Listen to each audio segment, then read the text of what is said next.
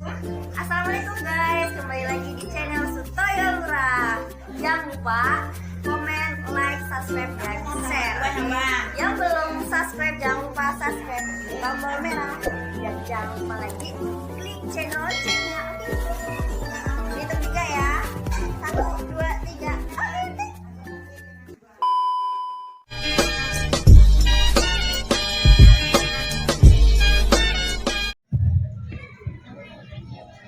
Assalamualaikum warahmatullahi wabarakatuh.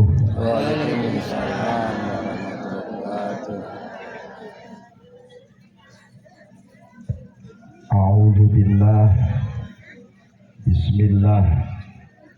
Alhamdulillah alladzi tawakkaltu 'ala Allah wa la haula wa la quwwata illa billahil 'aliyyil 'azim.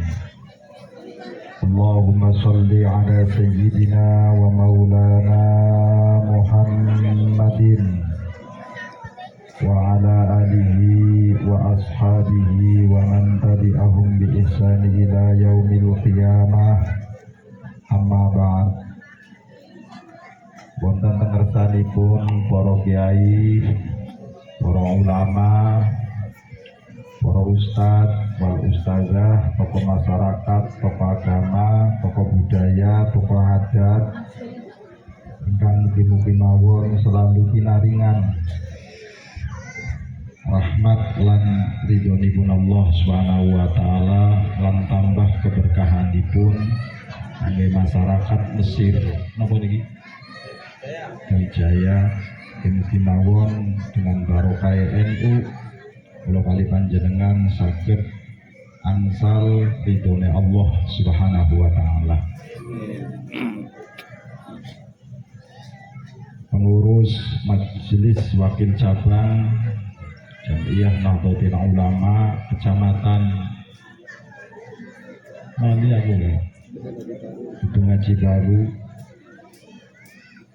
yang kami hormati, muslimat, ansor, fatayat, bangser, agar Musa, pencak silat sehati ya, seluruhnya yang dalam berjuang bersama-sama untuk menjaga keutuhan Jam'iyah Nahdlatul Ulama, berjuang di dalam agama, berjuang di dalam memperkuat kebangsaan. Semoga selalu diberikan kekuatan oleh Allah Subhanahu wa taala. Pak Kepala Kampung beserta perangkatipun ingkang mugi-mugi mawon selama membina melayani masyarakat amale dipun dadosaken amal ingkang sholih wonten ngersane Allah Subhanahu wa taala. Bapak Ibu hadirin wal hadirat jamaah pengajian triwulan dalam rangka menguatkan kembali KNU-an kita, mudah-mudahan semua yang hadir diakui sebagai murid Syekhinal Kiram Mbah Hasyim Asy'ari, dan semoga kita menjadi orang-orang yang husnul khatimah. Wa ila hadratin nabiyina wa habibina wa syafi'ina wa maulana Muhammadin sallallahu alaihi wasallam. Son ila ruhi Syekh al-alim al-haramah Mbah Hasyim Asy'ari rahmatullah alaina wa alaihi wa radhiyallahu anhuma. Nafa'ana Allah bi ulumihima wa bi barakatihima wa karamatihima syai'un lillahi lana wa lahum wa bi sirril Fatihah. A'udzu billahi minasy syaithanir rajim. Mulai ngaji NU nggih. Bismillah.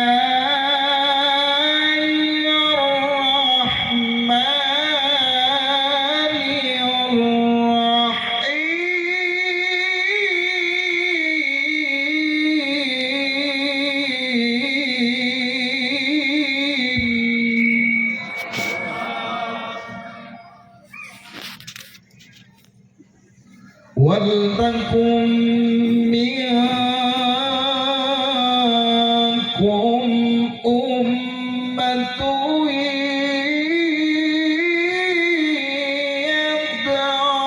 yad'una ilal khair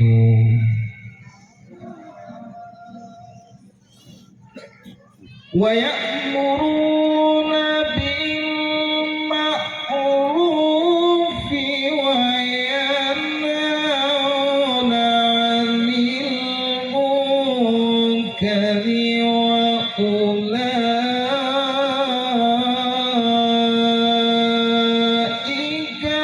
humul muflihun.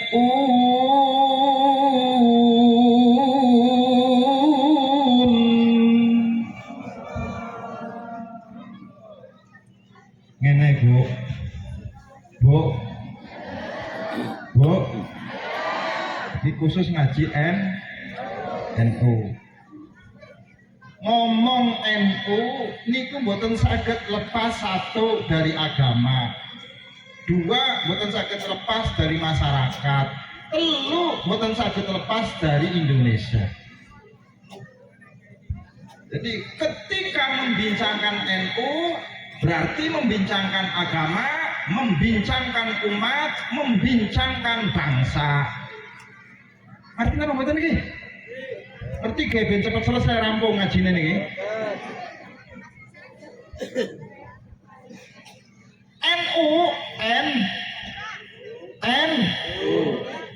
Ketika NU itu membincangkan agama, yang dibincangkan oleh NU adalah agama yang dibawa oleh Rasulullah Muhammadin sallallahu alaihi.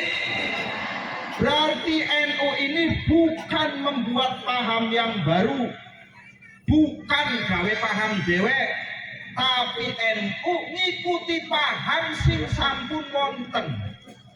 Apa pembahasan? Jadi NU mengikuti paham sing sampun wonten. Paham sing sampun wonten niku napa ingkang dipun ikuti kali NU? Karena paham-paham sing wonten niku kathah.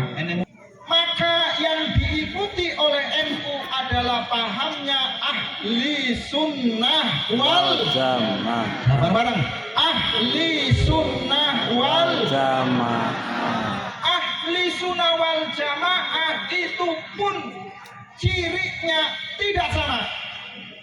Afghanistan ahli sunnah wal jamaah, Mesir kebanyakan ahli sunnah wal jamaah, apalagi Irak dulu waktu zamannya Saddam ahli sunnah wal jamaah. Namun NU punya ciri yang tidak sama dengan ahli sunnah wal jamaah di luar sana.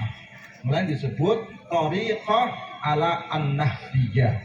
Jadi ahli sunnah wal jamaah ala thariqah an-nahdiyah. Pembedane niku. Bedane apa Kang? Ini kudu dikaji iki sampeyan. Di dalam agama niki, Bu. Sifatnya pasti. Tidak ada agama sing boten pasti. Karena agama datang dari Allah, berhadapan dengan manusia, maka yang pasti itu adalah agamanya, yang tidak pasti itu manusianya. Sebab sesuatu yang datang dari Allah bersifat pasti, namun sesuatu yang ada pada manusia tidak pasti. Kayak kan sampean bingung ngaji kayak gini.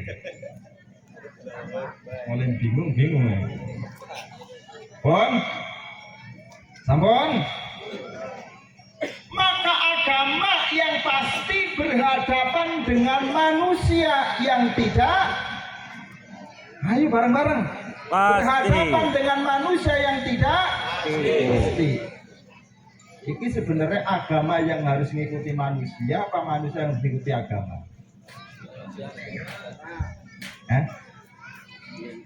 Jawab. Oke banget Kang. Bon. Manusianya yang harus mengikuti agama, apa agamanya yang harus mengikuti manusia?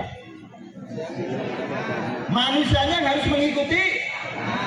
Kalau manusianya harus selalu mengikuti agama, sulit untuk diterima sama manusia. Kalau agamanya ngikuti sama manusia, pasti tidak ada kebenaran dalam agama. Mulai mumet sampeyan. Kita ulangi, seandainya manusia yang ikuti agama sulit untuk bisa diterima sama manusia. Karena manusia punya kepentingan, manusia punya pemikiran, manusia punya budaya, manusia punya ciri. Dan cirinya manusia tidak sama antara yang satu dengan yang lain. Budaya manusia yang satu dengan yang lain pun tidak sama. Sementara agama satu. Menghadapi sekian banyak problem masyarakat, tentu menghadapi kesusahan dan kesulitan. Bon ini bengkong sampean kok insyaallah paham insyaallah pasti dimaksudkan kali kula niki. Jadi sementara kita gawe bingung dhisik. Syaratnya wong alim iki gawe bingung wong awam. Ene wong ora bisa gawe bingung berarti durung alim tenanan.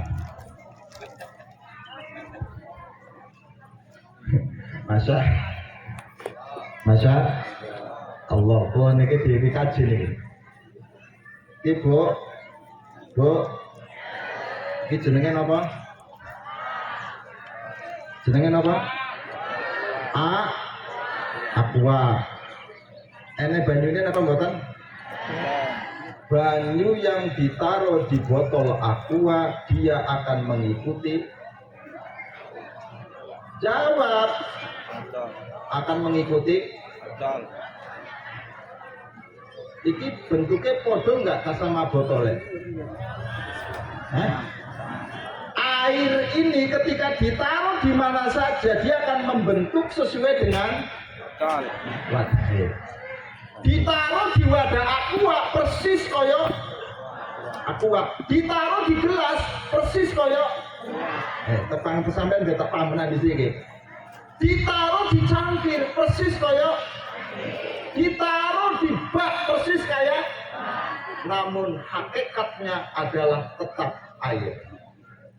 Agama hadir di mana saja pasti mau tidak mau akan membentuk sesuai dengan karakter manusianya. Hadir di Indonesia cirinya kayak ngene. Hadir di Timur Tengah cirinya kayak ngono. Hadir neng apa iki? Sir cirinya. Tapi substansi dari agama niku tetap boten terpengaruh. Itu sih sebenarnya kata saya tadi itu adalah mengatakan bahwa manusia itu alangkah susahnya kalau harus seperti agama. Tapi agama kalau mengikuti manusia juga bahaya. Maka bagaimana agamanya tetap agama, manusia budayanya tetap itu adalah jalan tanpa harus dikonfrontasikan dengan agama. Dibutuhkan kecerdasan para ulama. Ini ulama-ulama ini goblok ya angel Pak. Ini paling enaknya mau jadi wong salafi, karena orang butuh cerdasan. Salafi, Wahabi, jauhlah ini maaf ngomong aja, bukan orang-orang yang cerdas, bukan. Ngomong goblok. Kenapa? Karena tidak pernah menggunakan bukan nanti menggunakan pikiran. Agama ini adalah ad-din al-aql. Agama itu adalah menggunakan pikirannya. Maka kita tidak bisa disebut beragama kalau tidak menggunakan. Untuk menggunakan pikiran dibutuhkan kecerdasan. Dan manusia yang beragama itu harus cerdas. Semakin beragama kok semakin teko ekor. Jajal sampai dulu wong saiki semakin beragama kok semakin orang semakin hebat semakin karena orang gunanya. Contoh. Bu Rasul berkata man qala la ilaha illallah dakhalal dan orang ini walaupun kafir itu selama 60 tahun sekali saja mengucapkan la ilaha Muhammad statusnya menjadi muslim, menjadi mukmin. Maka yang namanya agama ini bagaimana supaya tidak terjadi benturan dengan budaya umat. Tugas penting, Pak. Disebut wal takum minkum ummatun yad'una ilal khair.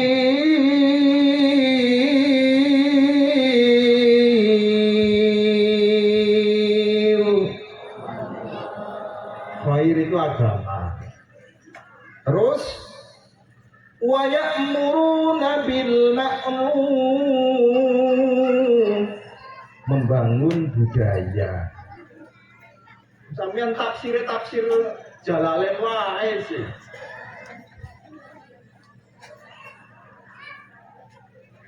Contoh lagi iki ben sampeyan anu, alladzina yu'minuna bil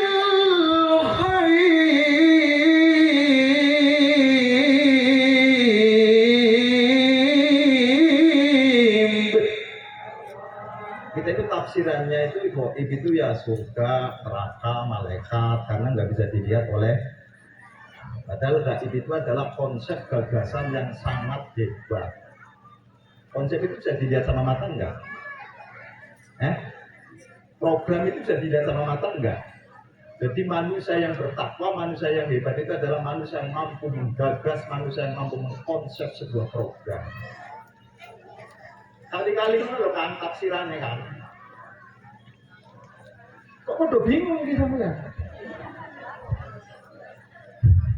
Terus alladzina yuqimuna shalah,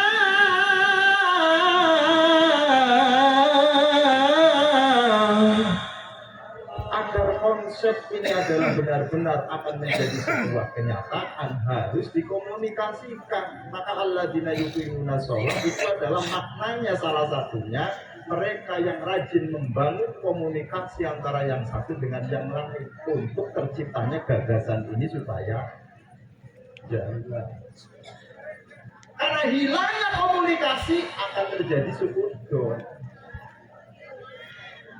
Malah kapan-kapan ngaji tafsir aja. Ini ngaji NU dhisik. Ma'ruf itu budaya, khair itu agama. Antara agama dengan budaya berjalan bersama, tidak dipertentangkan, tidak saling menghilangkan, namun harus berjalan bersama. Ayo bareng-bareng, harus berjalan bersama. Sama. Maka agama tidak berbeda, budaya pasti. Fikih agama apa budaya? Jawab.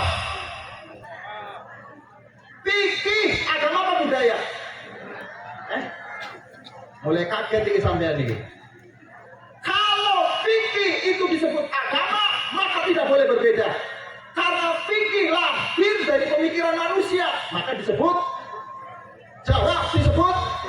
Sesuatu yang lahir dari pemikiran manusia disebut budaya. Sesuatu yang turun dari Allah namanya. Maka fikih pasti berbeda, tapi agama tidak pernah berbeda. Contoh, ini udah contoh nak terus sampeyan nih.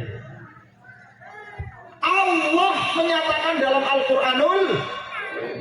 Al-Qur'anul Karim. Bismillahirrahmanirrahim. Dibahas oleh fikih pasti berbeda. Imam Syafi'i mengatakan bismillah adalah bagian dari surah Al-Fatihah, maka wajib dibaca saat sholat. Tapi Imam Malik mengatakan tidak. Agamanya tetap bismillah, tidak ada yang berbeda. Tapi pemikiran manusia menganalisis bismillah akan berbeda. Kenapa masalahnya? Lantaran agama ini kalau jalan sendirian tidak dibarengi dengan budaya manusia, sholat nggak jalan. Contoh, adzan ini kan agama toh, nggih. Sampai ngerasa nganggo budaya, langsung aja nggone adzan. Allahu Akbar, Allahu Akbar, Allahu Akbar, Allahu Akbar. Syahadu la ilaha illallah, syahadu la ilaha illallah. Iki mesti ning masjid geger, Pak. Iki wong iki jane wong adzan atau wong gendeng. Paham? Iki Con. Jawab Con. Supaya ini bisa diterima oleh manusia, agamanya harus dibarengi dengan ayo bareng-bareng, dibarengi dengan budaya. Mulai budayanya itu disebut dengan budaya sendiri. Allahu Akbar, Allahu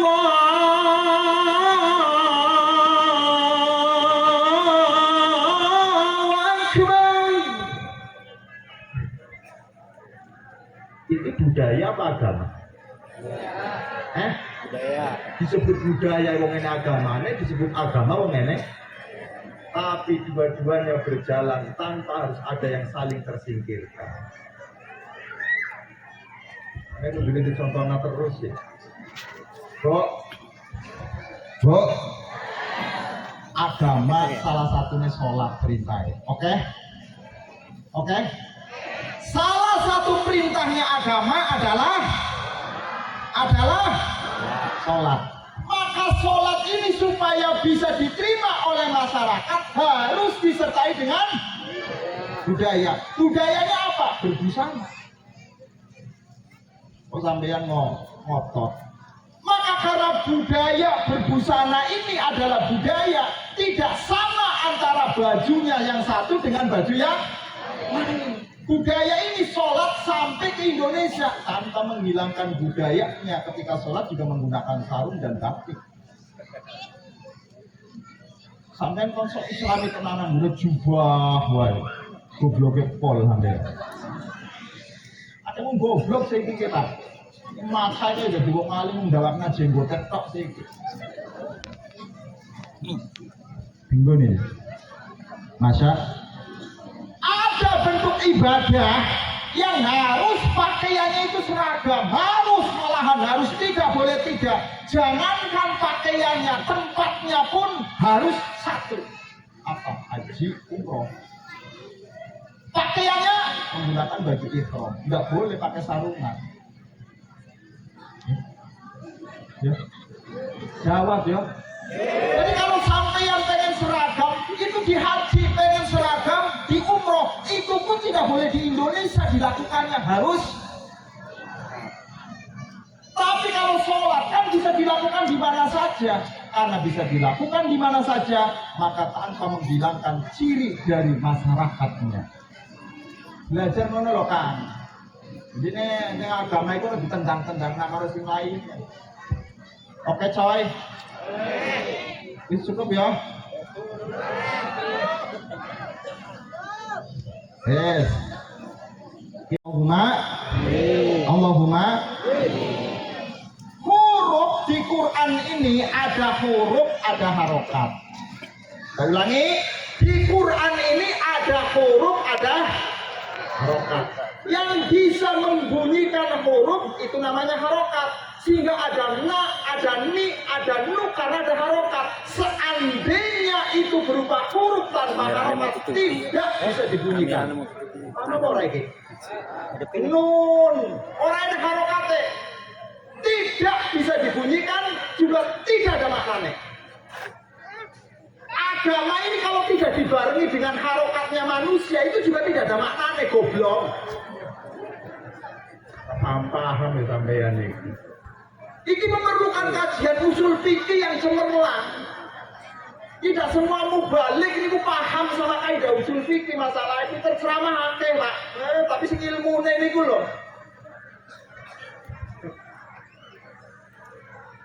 Sampeyan kan sing penting lucu-lucune wae sing diundang, ngopok-kopok akhirnya diundang karo sampeyan. Akhirnya alhamdulillah semakin ngaji bukan semakin cerdas, tapi semakin gobloknya pol.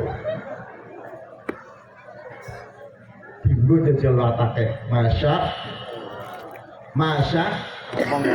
Maka dia bisa berbunyi na, bisa berbunyi nu, bisa berbunyi ni. Itu lantaran ada harokat. Harokat itu namanya gerakan. Siapa yang menggerakkan? Siapa yang menggerakkan? Agama ini mau tidak mau yang menggerakkan itu juga manusia. Karena agama itu adalah pertama hadir di Arab, bersentuhan dengan masyarakat Arab, nabinya dari Arab, bahasanya pun bahasa Arab.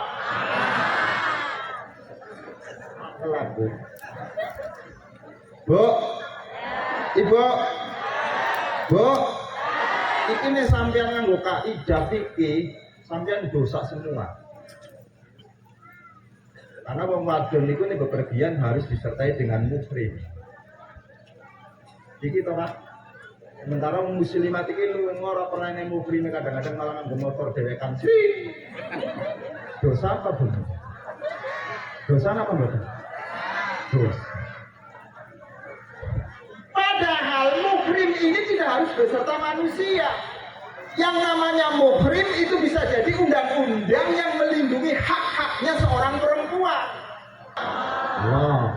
Lah NU niki saking luasnya cakrawala pemikirannya, maka menjadikan agama itu adalah bagaimana supaya mampu bersinergi dengan budayanya manusia, karena yang dihadapi itu adalah Jawab, yang dihadapi itu adalah manusia. Maka yang diajukan bukan simbol agamanya, karena kalau simbol agamanya mesti benturan. Tapi yang diajukan adalah nilai atau isi agama. Jadi kan selangkah isine, gawa rokok, tapi orang isine, gawa dompet, tapi orang isine. Percuma ngelimangan pun sampai orang bakal. Masih mending gue kata dompet tapi duitnya enak.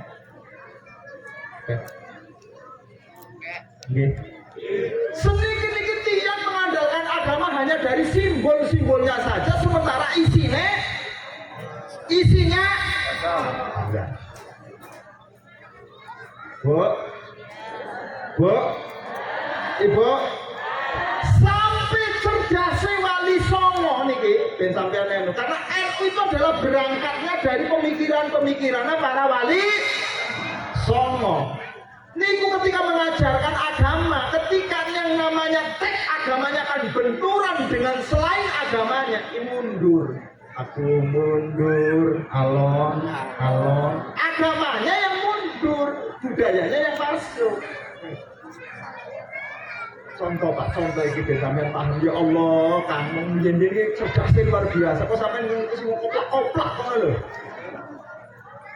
Masya Sunan Kudus niku nyanjangi kali kaume, wahai ya kaumi, wahai kaumku, hari ini adalah hari raya Idul Adha.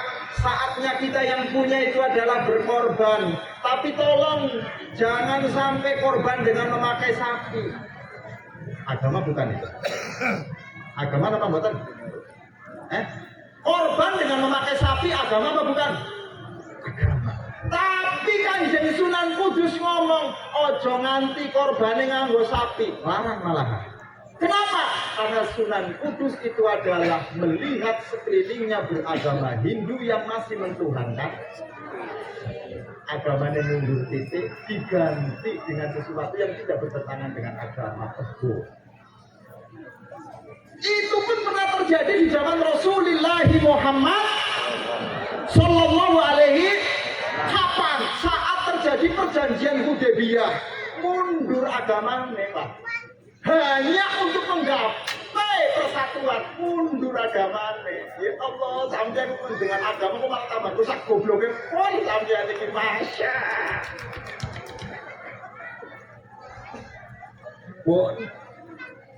Di dalam perjanjian Hudaybiyah kata orang kafir, hadza waktu Muhammad Rasulullah sallallahu alaihi salam. Kata orang kafir, jangan ditulis Rasulullah, ditulis Muhammad bin Abdullah. Agama bukan itu. Muhammad Rasulullah agama bukan. Agama karo Muhammad bin Abdullah, agama bukan. Kata orang kafir ini yang minta orang kafir, wahai Muhammad, jangan ditulis Rasulullah, tulislah Muhammad bin Abdullah. Kenapa? Karena saya tidak percaya dengan kerasulanmu. Kanjeng Nabi memerintahkan kepada Ali, ya Ali, hapus Rasulullahnya, ganti Muhammad bin Abdullah, mundur Pak.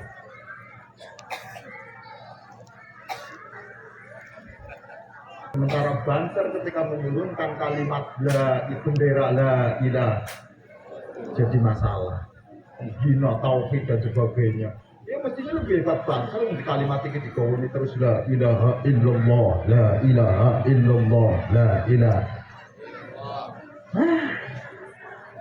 Terserah sampean ini banyakan mengumis pokok-pokok ini. La ilaha la ilaha. Maka orang dulu ini kalau kita berbicara masalah NU dalam keagamaannya itu dalam kemasyarakatannya nanti kita lain lagi. Itu ketika mengenalkan agama orang titik-titik dalil coy. Makanya kiai-kiai dahulu itu nggak pernah dalil. Kenapa tidak pernah dalil? Karena percuma didalili. Yang didalil itu adalah masyarakat Jawa, yang didalil itu adalah masyarakat Sunda, yang didalil itu adalah masyarakat yang bukan masyarakat Arab. Sementara dalilnya dalil Jawa, sementara dalilnya dalil Arab. Jadi kalau toh dipaksakan orang mudeng, paham apa mboten? Paham apa mboten? Maka kiai dulu itu tidak mengenalkan dalil, tapi yang dikenalkan perilaku dalil. Bareng-bareng yang dikenalkan perilaku dalil, yang dikenalkan uswahnya dalil, yang dikenalkan sikapnya dalil. Musik kan gampang dalil, titik-titik dalil, titik-titik dalil, padahal sikapnya kayak asu mentah. Mana orang ngomong yang ini? Orang ini ada. Masa? Dikit-dikit dalil. Perempuan itu wajib menutupi aurat supaya selamat dari pemerkosaan. Masalahnya ini bukan pada perempuan nih. Selama sampean ditutupi aurat, nek wong lanang menset iku kotor ya tetep wae.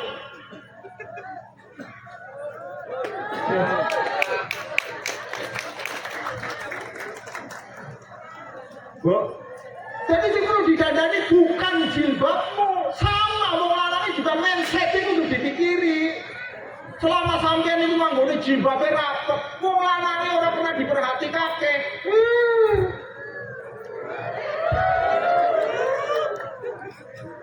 Ya Allah, Bu. Masa? Nah, niki ngaji niki. Maka bagaimana caranya agama ini adalah hadir tanpa dibenturkan dengan miliknya manusia namanya budaya. Yang harus dimasukkan adalah nilai-nilai agamanya, bukan dalil agama. Saya ulangi, bukan dalil agama, tapi nilai agama. Bareng salah. Kalau nganggu dalil saja juga bermasalah. Karena standarnya dalil itu nanti akan dikonfrontasikan, akan dikompromikan dengan masalah hukum dulu. Kalau bisa melewati hukum berarti bisa dianggap benar. Bu, Romai Rama ini ngomongin ini. Katakan Tuhan itu satu. Tuhan tidak beranak dan diperanakan. La ilaha illallah. Sing kene obar sampune adan ujiane kaya ngono. Sawise adan selesai, ini ujian kan biasanya teng mriki. Kali-kali lah nanggone Romai Rama. Katakan Tuhan itu satu. Tuhan tidak beranak dan diperanakan.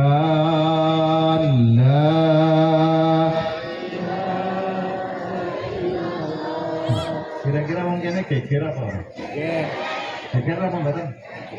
Itu sih disebut bener apa salah? Bener. Hah?